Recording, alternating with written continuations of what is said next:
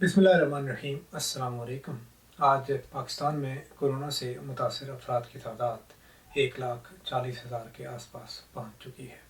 तकरीबन 2,500 से ज़्यादा लोग इस महलिक मर्द का शिकार होकर इस दुनिया से जा चुके हैं।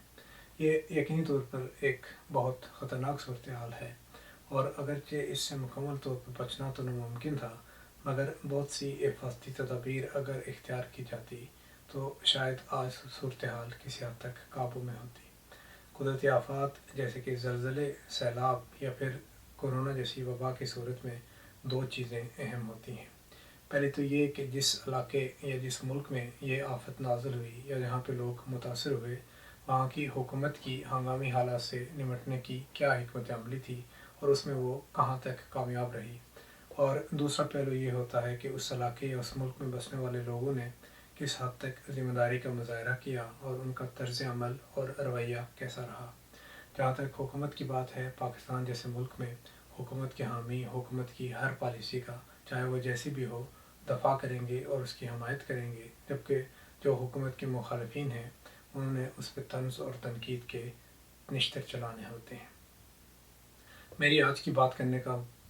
मकसद बुनियादी तौर पर दूसरे पहलू की तरफ है, यानी जो बहैसियत 21वीं सदी के बाशऊर शहरी हम लोगों का रवैया किस तरह का होना चाहिए था और वो कैसा रहा। मेरे ख़्याल में एक जो बुनियादी तौर पर बड़ा मसला है वो हमारे यहाँ ये है कि हम लोग पैदाइशी तौर पर एक ख़ास किस्म के एहसास बरतरी का शिकार होते हैं।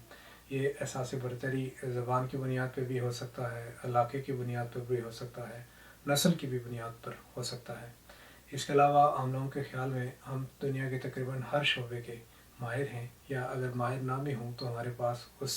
शोबे के बारे में इस कदर मालूमात हैं कि हम सही और गलत का फ़ैसला कर सकते हैं। इस बात का अमली मुज़ाहरा उस वक्त देखने में आता है जब कोई किसी जहाज़ को हादसा पेश आता है, तो हम लोग ऐसे महसूस होता है कि लोगों की अक्सरियत जो है वो एविएशन एक्सपर्ट है। अगर कोई अदालत में केस चल रहा हो तो ऐसा लगता है कि तमाम लोगों को कानून की अलग से ये तक का इल्म है, और अगर कोई वबा या बीमारी आए तो ऐसा लगता है कि तमाम लोग माइक्रोबायोलॉजिस्ट या साइंसदान हैं या फिर स्पेशलिस्ट डॉक्टर हैं।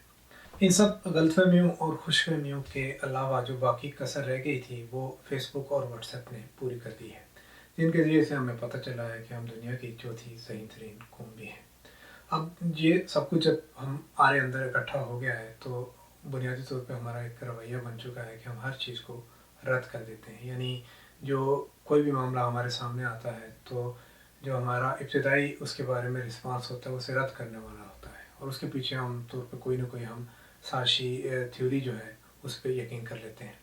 जैसे कोरोना की वबा आई तो हम में से अक्सर लोगों का ख्याल था कि कोई मामूली सी चीज़ है या कुछ भी नहीं है, यानी ये कोई आलमी ताकतों की आपस में जंग है, कोई 5G का किस्सा है, या कोई चिप्स लगा के आबादी कंट्रोल करनी है, या हमारी नकलो हरकत पे नज़र रखनी है। मेरा ख़्याल ये है कि जिस तरह की दुनिया में हम आजकल रह रहे हैं, साजिशी थ्योरियों को या प्रोपेगेंडे को मुकम्मल तौर पर नज़रअंदाज भी नहीं किया जा सकता। हमने देखा है कि ख़ास किस्म के बयानिए को तक़वियत देने के लिए मुख्तलिफ़ ज़राए अबलाग से लेकर सोशल मीडिया तक का सहारा लिया गया और मुख्तलिफ़ ममालिक में मतलूबा नताइज भी हासिल किए गए। मेरा ख़्याल ये है कि इस वबा की सूरत में हम लोगों को एक तवाज़ुन वाली सोच रखनी चाहिए थी, यानी कि अगर ये साजिश है तो इसका तो हमें पहले से पता चल चुका है, इसके मुख्तलिफ़ जो पहलू हैं, इसके जो जो मुतवक्को नुकसानात हैं उनका हमें इल्म हो चुका है। तो जिस चीज़ का मुझे इल्म नहीं था वो आपने मुझे व्हाट्सएप पे बता दी, और जिसका मुझे पता था वो मैंने फ़ेसबुक पर आपसे शेयर कर दी।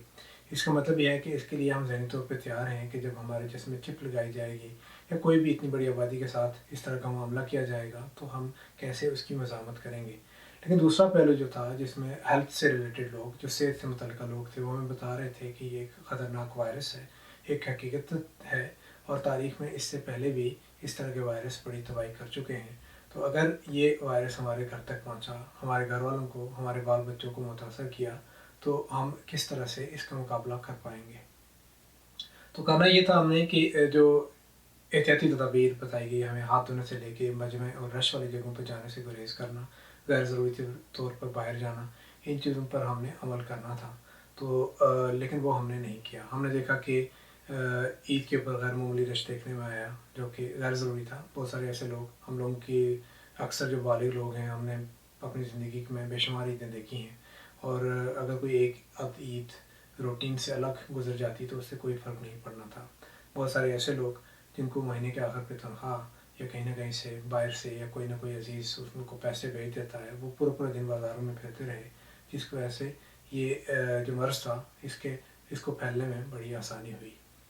اب صورتحال یہ ہے کہ بہت حد تک صحت کا جو نظام ہے بڑی حد تک کولیپس کر چکا ہے، اور یہ مطلب صرف پاکستان کی بات نہیں، پوری دنیا میں کوئی بھی ملک عام طور پر اتنے زیادہ مریضوں کی ایک دم سے دیکھ بھال کے لیے ان کے پاس نہ تو ہیلتھ کا انفراسٹرکچر ہوتا ہے، اور نہ ہی ان کے پاس اتنے لوگ ہوتے ہیں کہ وہ اتنے لوگوں کو اٹینڈ کر سکیں۔ ہم نے دیکھا کہ اٹلی اور اسپین جیسے ترقی یافتہ ممالک میں ایک طرح کا جو نظام تھا وہ بری طرح سے متاثر ہو کے تقریباً وہ تباہی کے دہانے پر پہنچ چکا تھا۔ اب پاکستان میں یہ ہے کہ ایک جو حوصلہ افزا بات یہ ہے کہ جو مریضوں کی ریکور ہونے کی ریشو ہے یا شرح ہے وہ بہت ہائی ہے، یعنی 50-60 ہزار لوگ اس مرض سے واپس ریکور کر چکے ہیں یا صحتیاب ہو چکے ہیں، اور امید یہ ہے کہ وقت گزرنے کے ساتھ ساتھ زیادہ لوگ صحتیاب ہوتے جائیں گے۔ اب جو چیزیں ہونی تھی وہ تو ہو چکی ہیں، مگر ہم نے کوشش کرنی ہے کہ اب سے آگے جو احتیاطی تدابیر ہم لوگ کر سکتے ہیں، جن علاقوں میں لوگ متاثر نہیں ہیں وہ غیر ضروری سفر سے پرہیز کریں، اور غیر ضروری طور پہ باہر اور مجمع والی جگہوں میں جانے سے گریز کریں۔ مجھے پوری امید ہے کہ ہم اس مشکل وقت سے نکل جائیں گے کم سے کم نقصان کے ساتھ، اور اللہ میاں آپ کا اور ہم سب کا حامی و ناصر ہو۔